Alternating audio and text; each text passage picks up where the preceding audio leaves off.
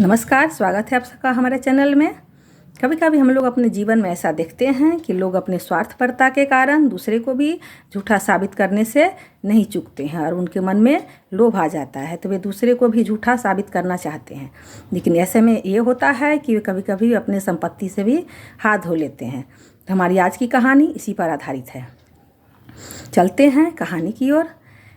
एक राजा अपने न्यायप्रियता के लिए बहुत ही प्रसिद्ध था। उसके दरबार में एक दिन एक बहुत ही पेचीदा केस आया। वह केस एक भिखारी का था। भिखारी को रास्ते में एक बटुआ पड़ा मिला था जिसमें 100 सोने की मुहरें थी। वह जब उस बटुआ को राज दरबार में राजकोष में जमा करने जा रहा था तो रास्ते में उसे एक व्यापारी मिला। उसने कहा कि यह बटुआ मेरा है, तुम मुझे दे दो और इसमें से मैं अपनी आधी संपत्ति तुम्हें दे दूँगा। भिखारी ने वह बटुआ व्यापारी को दे दिया। जब व्यापारी को वह बटुआ मिला तो उसके मन में लालच आ गया, बेईमानी आ गई और उसने भिखारी से कहा कि अरे इसमें 100 मुहरें नहीं 200 मुहरें थी, तुमने तो आधा पहले ही रख लिया, तो मैं तुम्हें क्या दूँ।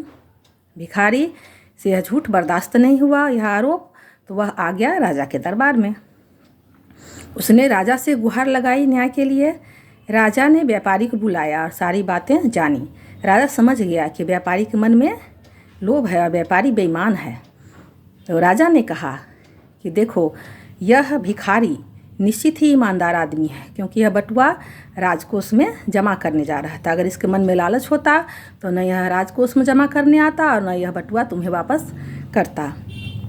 और रही बात इस बटुए की, तो तुमने तो कहा कि इस बटुए में 200 मुहरें पहले से थी, जिसमें से 100 मुहरें इस भिखारी ने निकाल लिया। तो यह इसका मतलब है कि यह बटुआ तुम्हारा नहीं है, क्योंकि तुम्हारे बटुए में 200 मुहरें थी और इस बटुए में 100 मुहर ही है।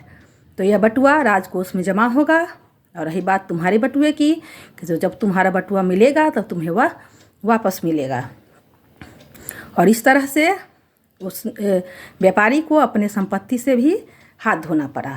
तो इस कहानी में हमने देखा कि अधिक लोभ के करने के कारण व्यापारी को हानि ही सहना पड़ा।